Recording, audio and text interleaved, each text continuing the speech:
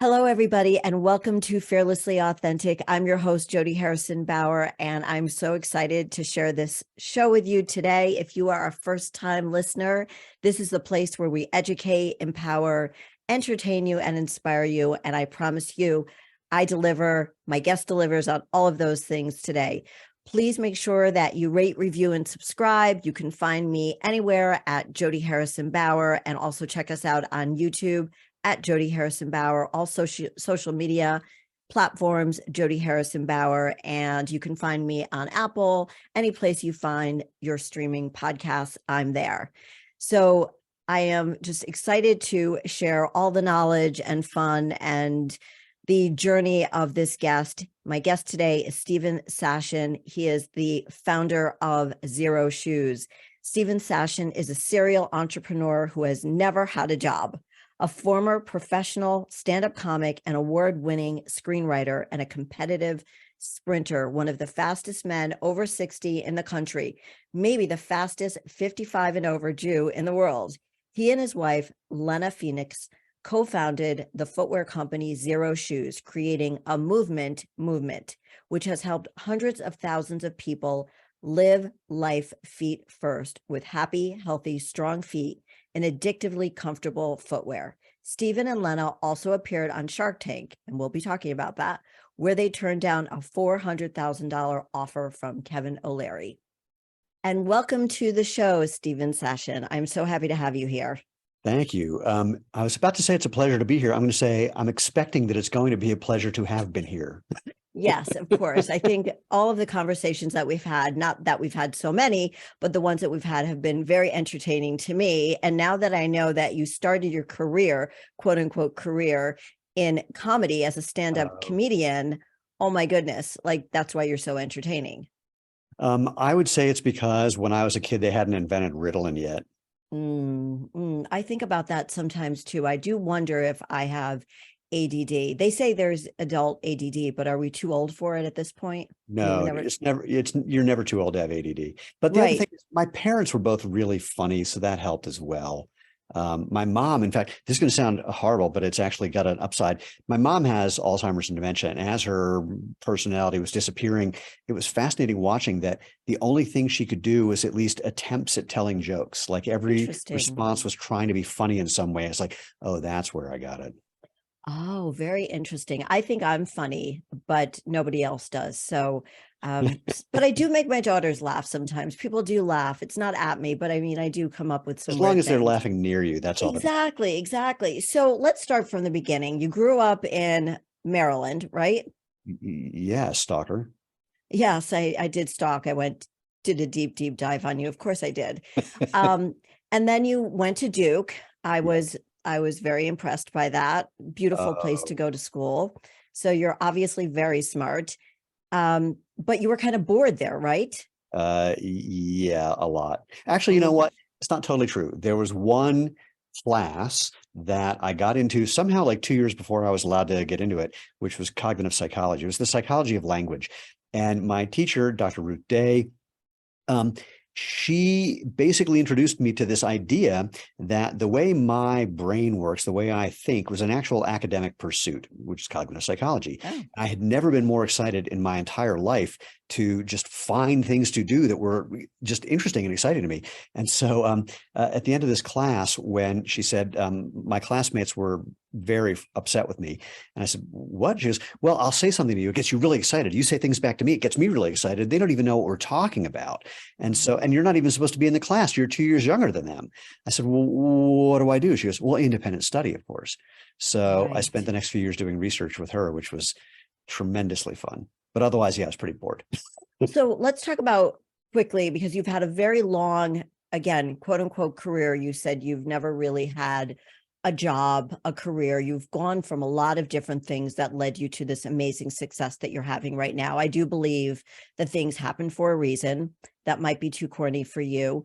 That might not be deep enough for you, but I do believe that all of the experiences that we have in life lead us ultimately to what brings us the most fulfillment, success, love, joy, and so on.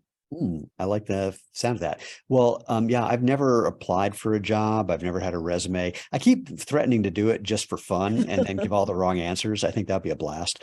But no, I've been lucky enough that anything that interested me, I found a way to make a living doing it. Yeah. So you were a comedian for about 10 years, and then what happened there? I know you opened up for lots of very famous people, including Jay Leno, but that was a very cool gig. And why did you stop? Uh, there were a couple things. One, the comedy boom was sort of busting a little bit by 1991, 92. And when did I do this? Maybe the mid 80s, late 80s. I can't remember time very well. I was also kind of bored doing stand-up, not doing stand-up per se, but you only work for about an hour a night or a couple hours a night on the weekend. And I was looking for something else to do. And I met a guy who was applying to Columbia University Film School. And I went, oh, that could be a good one for me. So I applied. For some strange reason, they let me in. And I won some awards for screenwriting. And I ended up inventing what became the industry standard word processing software for film and television writers. Right. Can you expand on that? I found that really, really interesting. Well, screenplays have a very arcane and ridiculous format that is very complicated to do. And there were some programs that you would write with some word processor and a bunch of extra commands, and then you'd put it through this post-processing thing to get it into the right format. And it was just too hard for my brain. And I mapped out what you would do if you were typing on a typewriter. And then I saw some patterns, and I got rid of all those extra steps and came up with, this is going to be for the total geeks in the audience, a rules-based, object-oriented, context-sensitive database that acted and looked like a word processor. Now, to be clear. Wow. And what year was this? 1992. Okay. Now, to be clear, I can't write a line of code. Or wait, was it 92? Somewhere around there. Yeah. Oh, no, actually, I came up with the idea in 89. And it took 3 years to make it happen. So I can't write a line of code, but I was, again, getting a degree in screenwriting at this time and doing comedy. So I show up at a comedy club with a laptop because I'm writing while I'm in the green room. Right. And I see a guy walk in with a PC Magazine t-shirt. And I said, what are you doing with the PC Magazine t-shirt? As he says to me, what are you doing with a laptop in a comedy club? Right. That's very odd in like the early 90s. Yeah. And so it was actually the late 80s. And late 80s, yeah. I told him what I wanted to do. And he said, oh, I actually have a beta version of a program that will let me write the code that you need. And so we started working on this thing. It took us 3 years to make it. And my favorite story is after we launched it, I got a call from a script typist, which was an actual career in the studios. And she said, it was on a Monday. She said, I worked on 10 scripts this weekend. I said, okay. She goes, yeah, normally that would take me about a month. I said, oh, well, so what are you going to do now? She goes, well, I'm going to take a vacation without telling my bosses. Are you kidding me? So, wow. And essentially what I came up with is a way of understanding that each script element, the character's name, what they say, the action you see on the screen, related to the other elements in a particular way and to the page in a particular way. And I invented a way of having all the complex and ridiculous formatting and pagination and everything else happen totally automatically. What you see is what you get as you're writing with no extra keystrokes. In fact, you get rid of keystrokes. It's the fastest, easiest way to get a story out of your head onto a perfectly formatted page. And the importance there is when you submit a script to Hollywood, the first thing they do is look at the first page and see if it's in the right format. And if it's not, they assume you don't know what you're doing and they throw it away. Incredible. So how did you go from how long were you doing this job and what led you to stop doing that? Well, that's an interesting question. I was actively running that company for 10 years. And what got me out was a combination of a couple things. One, I got kind of bored. Two, seems to be a theme. I never thought of that till now. Two, I'm the same. I am the same way. I get very bored. And I have said I've been married twice, to each husband, you better keep me on my toes because I get bored really quickly. And at about the 10-year mark with my first husband, I said that. And I'm like, yeah. Wait, please tell me you didn't just say, hi, good morning, I'm bored, I'm out of here. Yeah, well, I did almost, yeah. Wow. Well, I'm really lucky. Every day I marvel at things that come out of my wife's mouth. She says, she's a brilliant woman, and we got our 20th anniversary coming up, but we've been together for like 4.5 years before that. We knew each other for a few years before that. So I love your wife. I've stalked her as well. I need to meet her. I wish I had asked her to come on the show too. Not that I don't love you, but she sounds like a very cool oh woman. no, she's definitely the winner in the family. And so so A, the boredom thing, B, there were some guys who wanted to buy the company from me. And in the process of doing that, one was a guy who had been a consultant for me for quite a long time. And so they wanted to take over day-to-day operations and take it off my hands. And while they were doing that and we were negotiating, I figured out that one of their partners was embezzling. And so that was entertaining. And it was really fun, actually. I'll give you that short version. That's got to be an awful feeling. More for them than for me. Yeah. What happened for me was the guy said, well, I wanted to check and see if your mailing list was any good. So I started making phone calls, and you got a horrible list. I went, when did you make those calls? And he told me. I said, and how many did you make? And he told me. I said, and were you using our office phone? He said, yeah. I said, well, that's an internet-based phone. So I have the records of every call that goes in or out. And the number of calls you said you made in the time that you said you made them would have meant that you had to be making a call every 4 seconds. And I'm looking at the outbound call record, and there are no calls on the 5 days before or the 5 days after that you mentioned. And then he starts screaming at me, who do you think you are? And I said, right. Oh, Defensive. You know what? Righteous indignation is a sign of guilt. Click. Absolutely. And so then his partners went, we'll get back to you. And then they called and said, yeah. Now, but there was actually another thing that got me out. One of my competitors, I really owned the industry. And one of my competitors did something that I would have never thought of in a million years, because I'm an individual sport athlete. I was a gymnast as a kid. I'm a sprinter now. And so in the back of my head, the way everything works is best thing or best man wins. Mm-hmm. And I would never think to do something underhanded to keep myself alive when it looks like, someone is suffocating me. Well, what these guys did is they went to the biggest retailer and said, how much margin do we need to give you so that you never sell Sashen's program? Mm-hmm. And they had an answer. And so it shut me out of the market for a while. So put it all together, that got me out. Right. And then I spent the next 10 years sort of puttering around and figuring things out about what I wanted to do. Actually, wait, it's the next 10 years? I can't do the math. No, I'm going to remind you of what happened after that. Okay, what happened after that? Because I stalked you. What did I do? You were dating your wife. She finally decided to say yes to you. And crazy. Yeah, that sounded like a crazy thing. And I remember hearing her say something about that she had to work on herself before she got into a relationship with you. And you had to work on your humility. Well, I didn't think about I think you're being very humble. Well, I don't remember having to work on anything per se. But what it really was, oh boy, how to say it? Like, I'll give you a weird one. I, for a while, was seeing clients doing, let's say, psychological work, because what the hell? Mm-hmm. And I was really good at that. And so when we became a couple, when she was having some issue, I would pull out my little bag of tricks and she would say, shut up. It's like, what? She goes, I don't need your help. And what I realized was that my thought that she needed my help was the height of arrogance and in no way helpful. And so I had to get over the idea that she was in any way broken. Not that I thought that to begin with, but she was highlighting that. And so it was things like that. I just spent a lot of years when we were friends trying to get her on board with the idea that we'd be a great couple. And she had no interest in that. And so I'm dating other people thinking, yeah, I'm dating the wrong one, but she has no interest in me. So away we go. Exactly. So you got into the mortgage business with her, right? Yeah. So we became a couple. And so, yeah. All right. So can I do the math? No, I can't. So in roughly 2000, we met someone who had been doing a very clever form of real estate investing. And I had a bunch of cash floating around. So we became a partner of his. And we were partners. Actually, I'll give you the better story. When Lena moved in with me, she said, okay, so I've kind of looked around and I don't think I should get a job because if I did, I probably wouldn't have enough energy for our relationship.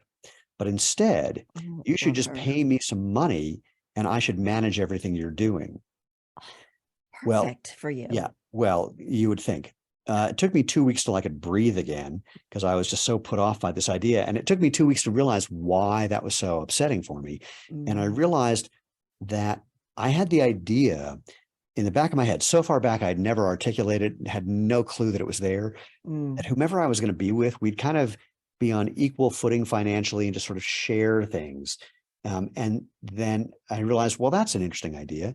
And then I realized that my parents had something akin to what Lena was describing, which is my dad earned most of the money and my mom managed a bunch of those things. Right. But there was always just a lot of tension about finances. Mhm. Not because of her, but in part because my dad spent more money than he had. I think Mhm. both of them did actually. But more, I realized, it kind of worked for them, even though I thought it was a horrible idea the way they did it, but they Well, never complained other than the complaining. well, I think also we're close to the same age or not the same age. I'm 62. I know that you're somewhere around there. 21. Yeah, And, I think just a side note, that generation was different with money. correct. They were born in the 30s. Nobody told them about money management. Right. My dad was in sales. It was either feast or famine.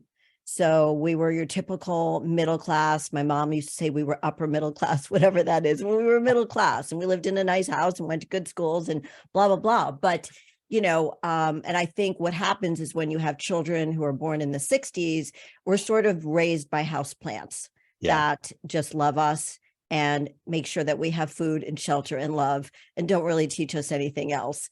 And we look at them by example and say, okay, well, what am I going to do differently? Right. So I think, my house was the same way. My mom was a stay-at-home mom and, managed the finances and, my father spent too much money. So Yeah. yeah. Well, so where it ended when I realized there was really an infinite number of way to do money with relationships, Mhm. I did the math and I walked into the bedroom where Elena was reading a book and I said, so I think you're right. And I think you asked for half as much money as you should be getting. Mm. And that's how it began. Now, the irony is that for the last 13 and a half years, we have had that life that I described. We both get the same salary. We're sharing our stuff. I mean, Interesting. and that was not intentional. I didn't realize that till just a couple of years ago. So no, she's a good one. I lucked out. I hit the Oh, yeah. wife lottery. I love that. That's so sweet to say that. So when you did the mortgage business together, that was was that like a 5-year stint of like making some really good money because your goal was to retire at 35 Yeah, I had to do it from at 30. whatever you were doing. Took me till 38. Okay, not bad. So the real estate stuff, we did that from basically 2000 to 2009. In 2006, when our last friend said, I'm getting into real estate, we called our partner and said, this is like 1999 all over again when everyone was a day trader. Mm. So we got to get out. And he said, funny you mentioned that. I can't find any good deals for us because people have figured out what we're doing, but they don't know how to price them properly. So it's all too expensive. So we started getting out of that. We started unwinding from that in 2006, and it took us till 2009. And so we weren't making a lot of money. It's just that we were making enough money that we didn't have to work for a living. Well, right. And I think that is sort of well, everybody has different dreams and ideas of the way they want to live. But I think in reading about you is that you just really wanted to have an easy, simple life, not worry about money. But like your goal wasn't to work really, really hard to make a lot of money. That wasn't a No, goal of yours, no, my nor goal for was her. to not have to work. That's really it. Right, right. So we mentioned in the beginning that you are an All-American gymnast and Well, I you was. When. was back in college. And so you've always been involved in athletics and now you hold a master's. So there's a whole master's athletics scene for people Mhm. 35 and older. I found Yes. out about this 15 years ago when I was 45. And so I'm a master's All-American sprinter. So for men over 60, I'm like the 15th fastest guy in the It's country somewhere. impressive. Yeah, it's genetics. I, we could do a whole show about that because, I didn't start competing in fitness shows until I was 47 and I became a 2-time world bikini champion at 49. Right. And I did hear you say something about, or I think Lena was referring to a book that Robert from Shark Tank, we'll get into that, was talking about. The show is, let me see, I have it written down, that it's a television show about business. Right. And when I think about fitness shows, I always say it's a beauty pageant for fit women. Yeah. So I understand all of that, but that's still incredibly impressive. And it talks about your competitive personality, Oh, and how you mentioned earlier already that, being competitive with yourself, myself included, being, competing for 10 years over the age of 47, you realize how to focus, even though sometimes we're like, oh, where's that butterfly? yeah. Where's the shiny object? Let me go there. But when you are focused on an idea, like the business we're going to talk about, that you are hyper focused, you are laser focused, Yeah. and nobody else is going to get in front of you. That's true. Squirrel. Yeah. It's a little different because I don't do continual focus. My thing is I bounce very, very quickly from thing to thing. And there's certain concessions that I have to make because of that. It's not the concessions isn't the right word. There's certain things that I realize that I need to do when I need to get certain kind of things done. So certain kinds of creative work, I have to do them essentially with an audience. I know that sounds weird, but I have to bring in other people and think out loud with them, because on my own, I do get too distracted, or it's just too difficult for me to do it that way. Yeah. Same way. I like to collaborate, and I don't really like to be doing, that's why I love to have guests on my show. And because I get to chat with them, and it's a collaboration of ideas and thoughts. And so Well, someone said something to me a while ago. They were a best-selling author. They'd written a number of best-selling nonfiction books, and she said, "Yeah, I wanted to learn about that thing, so I wrote a book about it." I went, "Wait, what? I thought you had to know about it to write the book." She goes, right. "No, it's the other way around," and that was shocking to me. That it's that I'm trying to think of how to describe it. It's like that you have to get into it to get into it. You can't do it from afar. You can't do it in advance. Actually, this is reminds me of something early on. Lena said, "I feel like I don't know what I'm doing," when we started our current business. And I Mhm. said, "Well, no one knows what we're doing. No one's ever done it before. Our job is Right. not to know in advance. Our job is to figure out what fire started overnight, despite the fact that nothing changed since yesterday, and then figure out how to learn or find someone who knows how to put out the fire." And she says, "Oh, well, I can do that." I said, "Yeah, of course you can." And that was sort of the end of that. So we've been putting out fires for almost 14 years. Well, you came up with, so you got back to sprinting.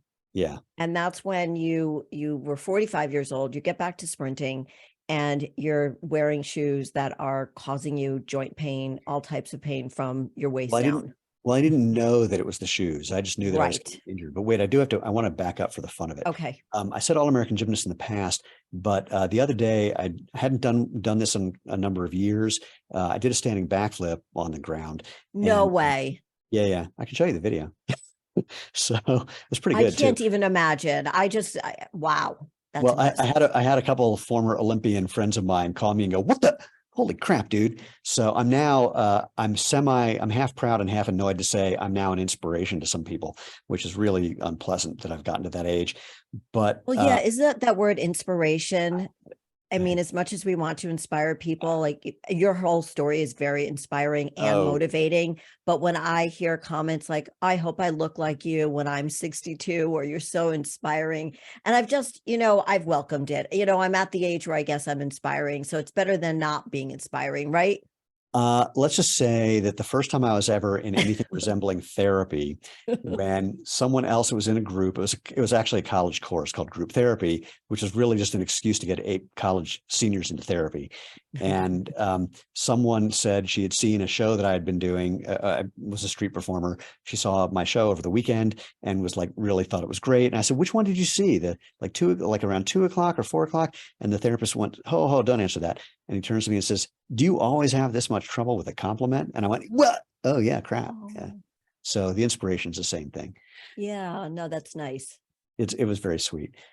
But so I do want to find out what kind of competition I have for being the oldest guy to do a standing backflip on the ground. There's a 94-year-old who did it into a pool. That doesn't count. So No, we'll see. no, this was like full on ground, like no Yeah. trampoline, like Yeah, no. nothing, no bouncy thing. No. Just stand, flip. Yeah. What made you, that's for another show. Okay, let's get into, that's crazy, but that is inspiring. So you should just welcome the compliment. Okay. All right. Thank So you. you start running. Yes. Tell So us, tell us all about was that. getting injured for the next 2 years. Mhm. And I mean, literally, I don't think I had more than 2 weeks of non-injury time in a row. And one day after a couple of years of this, a friend of mine says, you might want to try running barefoot and see if you learn anything from doing that. And he handed me a copy of the book Born to Run, which Christopher McDougall wrote, which kind of kicked off the whole barefoot running movement in 2009, 2010. And that first barefoot run, now I'm a sprinter, okay? I run the 100 meters outdoors. I run the 60 meters indoors. I don't take turns around the track because I don't have a GPS watch and I would get lost if I tried. So, but that first barefoot run was so entrancing. I just kept experimenting with my gait. Like, what if I land on my foot this way or that way? What if I run faster with the same cadence, the same number of steps per minute? Or if I run slower with the same cadence, or pick up my cadence and don't run any faster, or slow down my cadence and don't run. I mean, just like everything I can think of. And there's a group of us, we're running on grass and on trails and on streets and, you know, every surface you can think of. And it was just fascinating. And at the end of this run, which I could have kept going, but we all decided as a group to stop, I turned to a woman who didn't have a GPS watch on. And I said, how far was that? She goes, it was a little over 5K. I was like, sorry, what? I had no idea. And I'd never done that before. And anything close to that, I did not enjoy at all. But this was just a blast, except I noticed I had a big blister on the ball of my left foot. And I was going to say, weren't your feet cut up? I mean, here you are on the road. No, it's just I had that one blister. Now, Okay. many people I have discovered in the last 14 years would say, oh, see, this is ridiculous. I got a blister. It doesn't work. End of story. I had a different thought. My thought was, how come my right leg's fine? How come my right foot is fine? How come my left leg is the one that gets injured more often? That's the one that got the blister. That's interesting. And so the next barefoot run, which was a week later, a bunch of us got together. I thought, let me just give it 10 minutes. If I can't figure out how to run in a way that doesn't hurt, I'll stop. But if I can figure it out, then I'm probably not doing the thing that caused that blister in the first place. So I've got this gaping wound on the ball of my foot. And for the first 9 minutes and 30 seconds, it was nothing but pain. And then, but I could see the end in sight. And then literally in one step, everything got easy, fast, light, effortless. It was a blast. Now, I didn't know at the time what had happened, but what happened was I realized that I had been overstriding, reaching my foot out in front of my body, pointing my toes to land, because sprinters are supposed to land on their toes. Okay. And I'm basically putting the brakes on. When you land with your foot in front of you, it's like putting the brakes on, and then you need to reaccelerate. So those two things were causing abrasion. The gist, I'm not trying to tell people to run barefoot, but the gist is when you run with bad form when you're barefoot, it hurts. And when you run with good form, it feels great, feels natural. Right. So what this really opened your eyes to was that you can feel the road more. You can feel the ground more. You feel your body more. Right. So you know exactly. There's nothing to help your foot move in a way that's not good for your joints or your feet. But similarly, you realize that shoes are getting in the way of doing what's natural. Exactly. And so what happened after you realized, okay, well, if I change the way I'm running, if I adjust a few things, I'm not feeling the pain? Yeah, my injuries went away. I became a Masters All-American sprinter. So, I mean, in a nutshell. Congratulations. And thanks. It became fun. I mean, I haven't had a real running injury in over 13 years now, which is, especially for a sprinter, highly unusual. But it's from doing that, I would argue. And also because when you run with proper form, you're using your muscles and ligaments and tendons properly. So for example, that overstriding thing, if you're running in a regular shoe and you land on your heel with your foot out in front of you, the first thing you have to do is kind of pull your foot towards you. Well, your glutes and your hamstrings are better at extending your foot behind you than pulling towards you. So if you're not used to doing that correctly, you'll put extra strain on your glutes and hamstring pulls are very, very common for sprinters in particular, but people in general. So So I wanted that barefoot-like experience as much as I could have it, but I got tired of arguing with people about whether it was legal to get into a restaurant in bare feet. By the way, it is. They can tell you they don't want you there, but they can't say it's illegal because that's not true. If they Is don't that have a just in policy, Colorado, or is the whole that world, well, not the whole world, the whole country, the whole totally legal, country? unless they have a policy, and then they just say Yeah, it's a policy. right, If they say it's illegal, you say, really? According to who? They say, oh, well, the health department. It's like, nope, not true. right. And someone has compiled letters from the secretaries of state of every state where it says we have no law that says it's illegal to go into an establishment in bare feet. Interesting. So there is a weird thing, not quite a law, but airlines, when you buy a ticket for a plane, you're actually you're agreeing to sign a contract that you will abide by their rules. And one of their rules is no bare feet on an airplane. I didn't know that.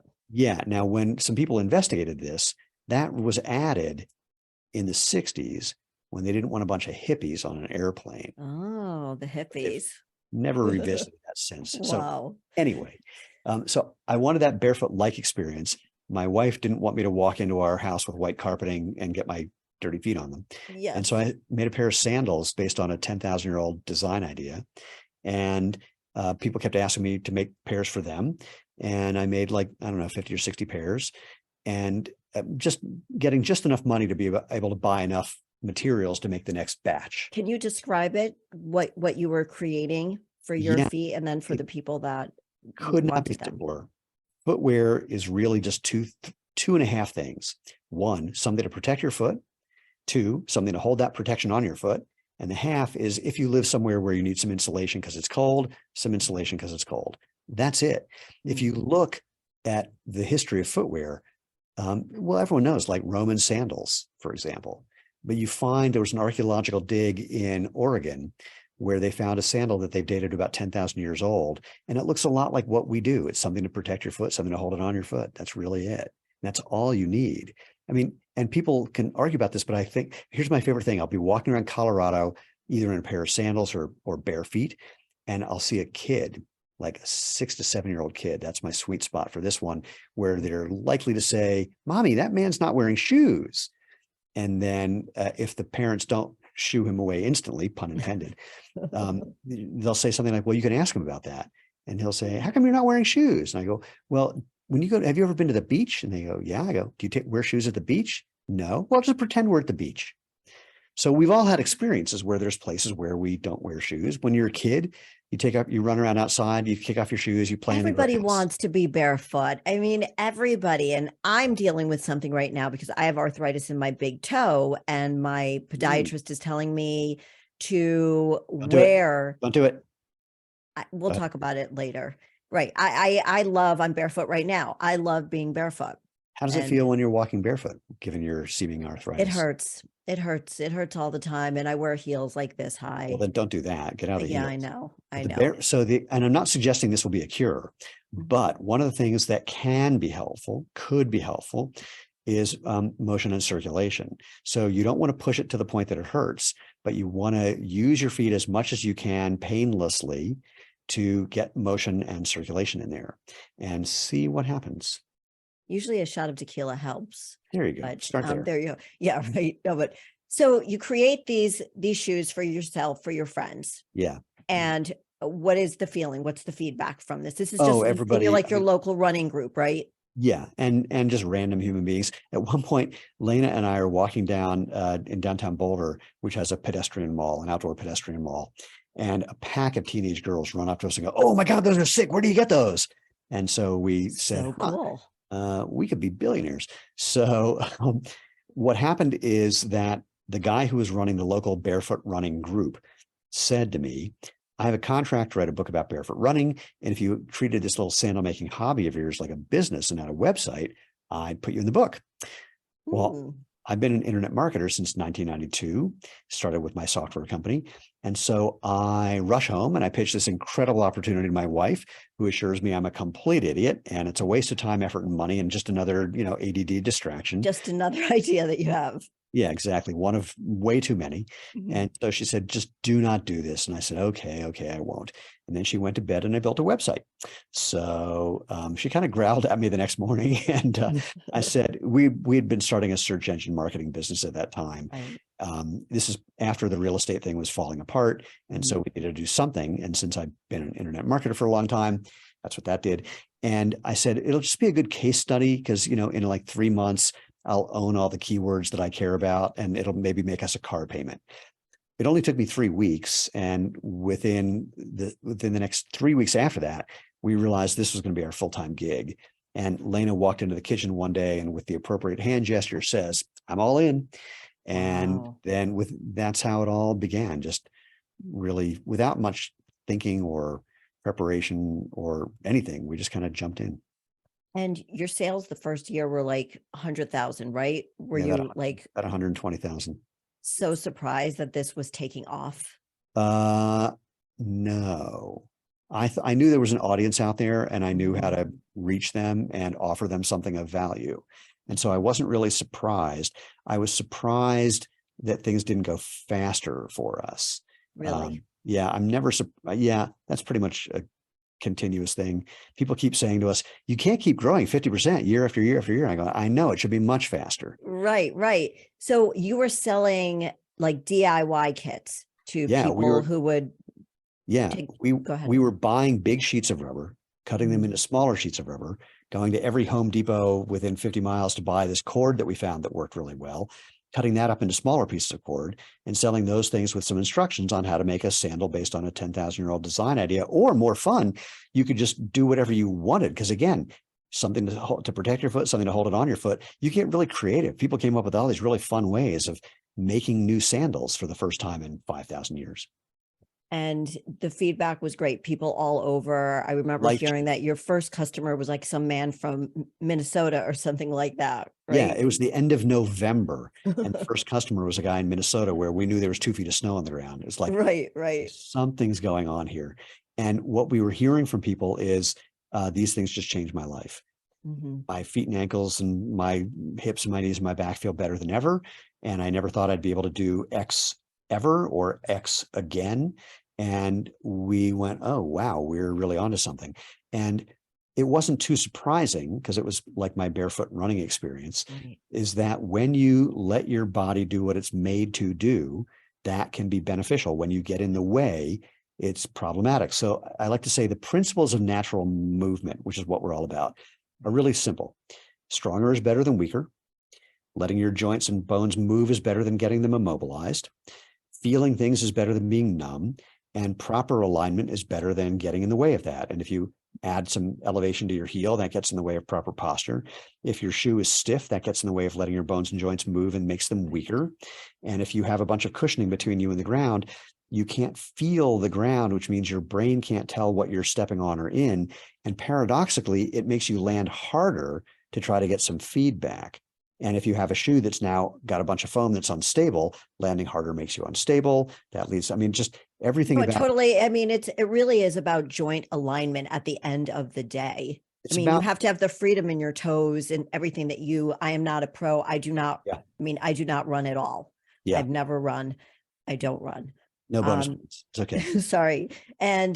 But it's being in the fitness industry for 33 years and working out myself for 40, joint alignment is the number one thing that I would Absolutely. focus on, so that in that running, when you were describing how you're running, why is one side getting injured and the other side isn't? Oh, let me adjust some things. And you were smart enough to think about that.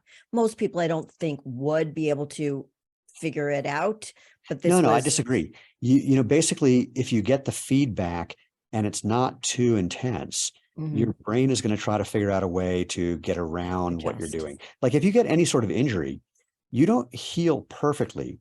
You heal just enough because your brain is going to find some compensation to allow you to function. In this case, though, you're not finding a compensation. You're not decompensating. You're uncompensating because you're getting that feedback to let you move more naturally instead of wearing a big shoe with a big thick sole that, and a bunch of foam and a pointy toe box to squeeze your toes together. Right. It's waking you up to the way you did it when you were a kid. Like Yeah. if you watch little kids like 4 years old, 5 years old running, if they haven't spent a bunch of time in shoes, perfect form, perfect Yes. form. And there's no reason you can't do that now. And we like to joke, you can spot a barefoot runner from about 50 yards away because they have this weird look on their face called smiling. And and the same way kids do, just like Yes. kids. Yes. Yes. So you create this shoe. It's first called one name. What was the first name? Well, when I built the website, I realized I needed a name for it. And I thought, well, it's kind of like being barefoot, which is kind of like not shoes. So I came up with invisible shoes. Mhm. And I liked it. Although someone owned invisible shoes, plural.com. So I had invisibleshoe.com, which is a Mm. bit of a compromise. But then I met a guy who's a very successful marketing executive who the first thing he said to me was, I can see them. Like, yeah, okay, change it. Okay. I can see them. So you came up with Xero Shoes, Zero with an X. Zero We with an we X, because it would be easy to search well, and no, I spell. came up with it because we hired what was for us an expense at that time, actually it still would be expensive, an expensive marketing team. And they came up with a bunch of names that were horrible. But one or two of them started with an X, and I just liked that idea. Mhm. And one day after track practice, I'm sitting in my car and I went, I like the X thing. What can I do with that? I went, oh, zero with an X.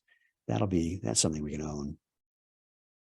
I heard you tell the story about when you started building the company and making shoes out of overseas, and then everything got messed up. You were still very small. They kind of took advantage of you, and then they said, we don't want you as a customer anymore. And then you were like, well, what are we going to do? Right? What are we going to do?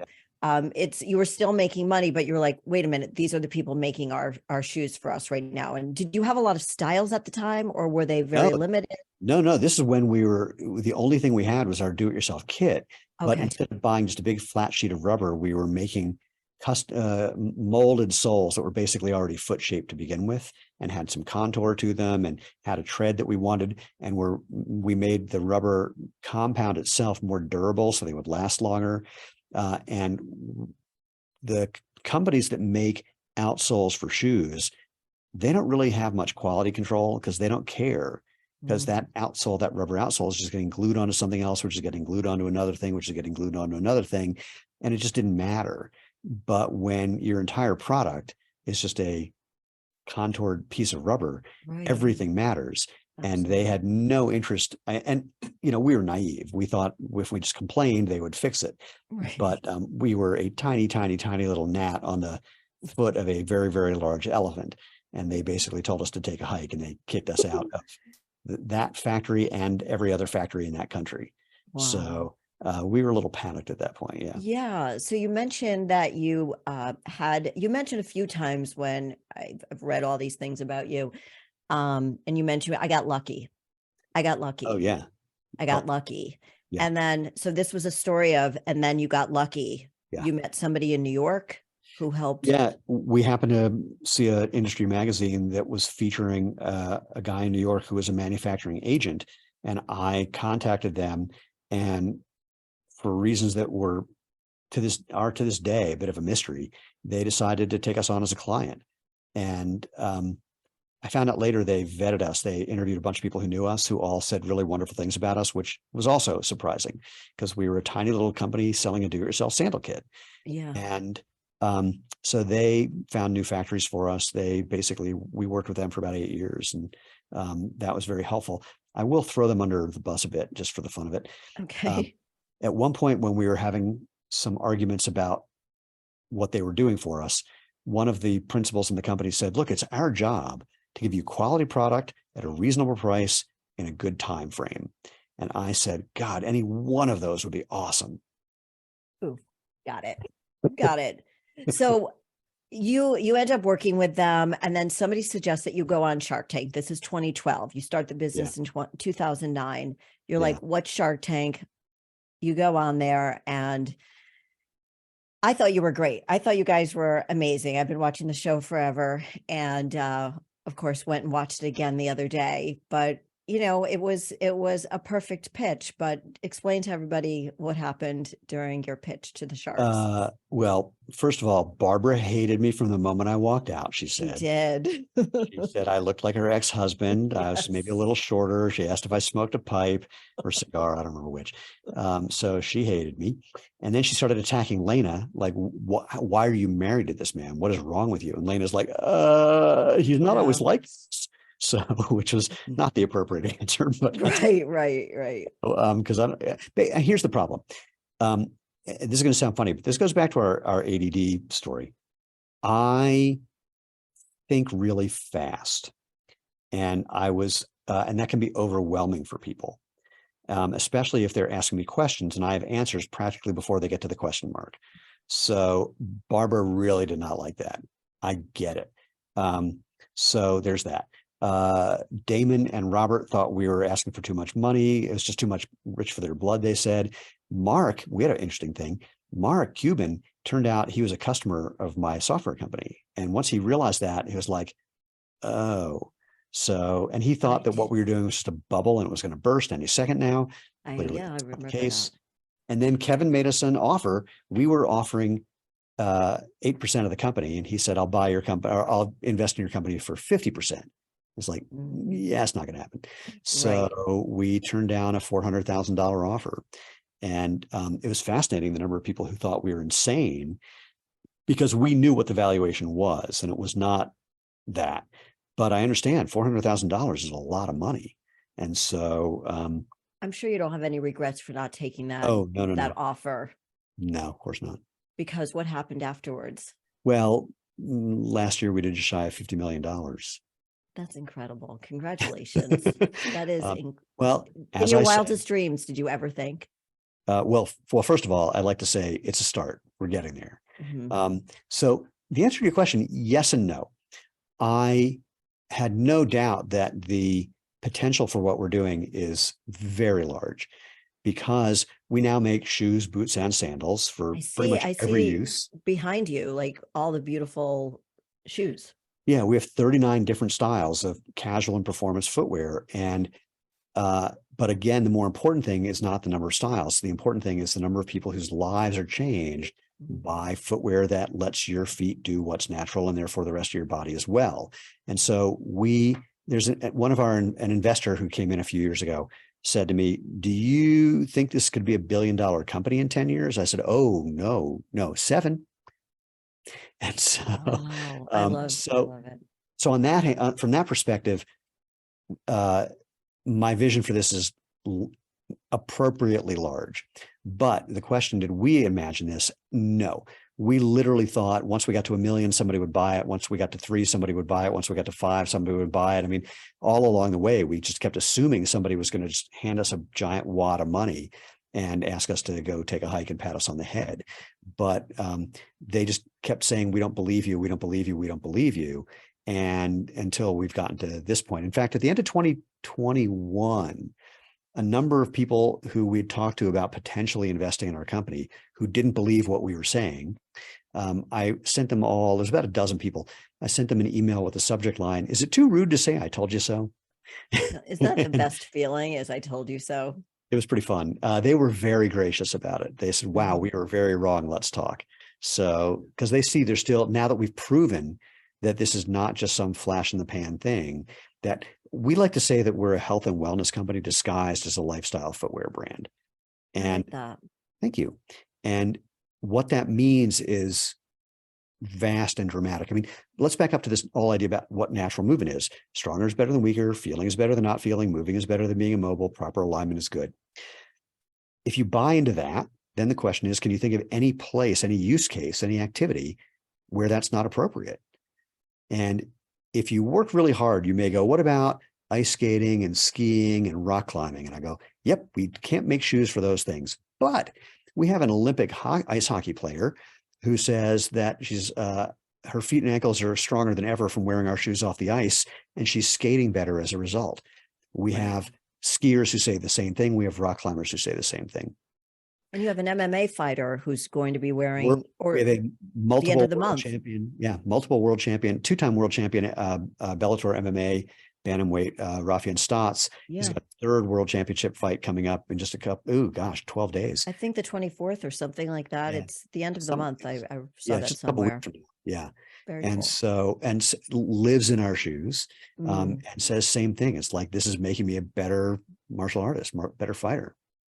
That's incredible. Golfers, we have 5 professional golfers who've reached out saying, I love your shoes for training, but I'm sponsored by a big shoe company, so I can't wear them when I compete. And the joke is they're each wearing a different shoe that they swear by. Wow. Wow. So you've got shoes for running now. So you started out as the idea of running barefoot. That was the whole idea. But now you have hiking boots. Lena hikes. She doesn't run, correct? Correct. And I'm looking in the back and the sandals. So everything. I mean, you name it. We have products for almost everything you could think of. I love those blue and yellow ones behind you. Those are really pretty. Which ones? These? Down below. Yeah. Down the other way. Yeah. That right there. Yeah. Oh, those yeah. are so cute. It's a running shoe that is basically, the entire upper is one piece. It's essentially a sock that you can run in. It's crazy delightful. I love it. So would you have something for somebody like me who lifts weights, goes to the gym, walks on a treadmill, or this is our Forza trainer, and we made it as a training shoe. And we have a whole bunch of CrossFit athletes who are wearing this. If you're you might know some of these names, but if you've been around the fitness world long enough, remember in the strongman competitions, Bill Kazmaier? Bill called me to say he got these shoes and changed his life. Or someone people might know now, especially from YouTube, is a guy named, he calls himself Juji Mufu. And Juji just made a video saying these are the best training shoes he's ever worn. We have a number of NBA teams where the trainers are living in these shoes, and now a bunch of the players are starting to wear them as well. So here's the joke, though. I need to order a pair. These things are great. I know a guy who knows a guy. He'll hook you up. Okay. All right. Good. The thing that's so funny is almost every shoe we make, people use it for things that we never imagined. And so the first shoe we made was a casual canvas shoe. And we hear from someone who said, hey, I just climbed Kilimanjaro in these. Like, what? Whatever. So again, when feet do what's natural, away you go. Yeah. And I feel that, it was something you said earlier on that you sort of created this because you believed in it, but you didn't even know you were creating it. Like, you just got into it. It was like the person who wrote the book who didn't know how to write a book. You do not come with making a sneaker shoe. That's not either one of your backgrounds. No. And there's some design elements that I came up with that no one had ever done before, some of which we have patents on. And I asked a friend of mine who's been doing footwear design for now 50 years. I said, how come, I thought of these things and no one else did? He goes, because you don't know anything about footwear. It's almost, it's ignorance is bliss, right? It doesn't, what happens is when you know certain things about certain things, your thoughts get a little boxed in. It's hard to think out of the box. Right. You have those boundaries. Boundaries. So we have about 3 minutes left to the show, and I have 2 more questions to ask you. One is, can you mention the running book and your collaboration with Chris McDougall? So Chris McDougall wrote the book Born to Run, which, even if you're not a runner like my wife, it's an amazing story, both of his experience and the Tarahumara Indians from Mexico, who run in either bare feet or simple sandals and are the best runners in the world. Chris and his running coach and now co-author came up with Born to Run 2, the ultimate training guide. And they reached out and said, do you want to send us some shoes to test to see if we want to put them in the book? So I sent them some things, and now they are partners of ours. They said they've never promoted a shoe or a brand ever. And now they are working with us exclusively because of the product, not because we paid them anything, which we didn't. Wow. Can I say Mazel Tov? Yeah, you just did. Thank you. Yes. Congratulations. And the next time I need to have you on the show again, so we can talk about more things, but we have to have Lena on the show the next time you come on. Okay. Because I definitely have to meet her. But the last question I have for you is, what does it mean to be a fearlessly authentic person? Oh boy. I would say to question the things that you think may be true, to find out if in fact they are, and be willing to acknowledge when you had your head up your butt because you believed something that wasn't actually accurate and was not useful for you or the people around you. Probably one of the best answers I've ever gotten with that question. So yes. I love it. I really do. Stephen Sashen from Xero Shoes, thank you so much. And I'm just so happy for all the success that you are having with this company that you built, from the love in your heart, and it's just great to see it. And you're also very smart and, had a few lucky breaks, but I mean, I'm not selling that short, but when you do talk about the luck, I think there is some people always say timing and luck. Yeah, it's 90% luck and the other 10% is also luck. Yeah. And a lot of hard work. Oh yeah, that too. That's a separate 100%. So yes. So Stephen, thank you so much for being on Fearlessly Pleasure, Jody. Authentic. Thank you so much. And where can people find you? Xero Shoes, Xero Shoes.com or /Xero Shoes or @Xero Shoes, wherever you / or @. And if your computer accidentally types in a Z instead of an X, it'll probably still get to us. Okay, wonderful. Thank you so much. Pleasure. And take care of yourself. And I'll talk to you soon. I was right. It was a pleasure. Yes. Thank you, everybody. And until next week, go have a fearlessly authentic week. Bye-bye, everyone.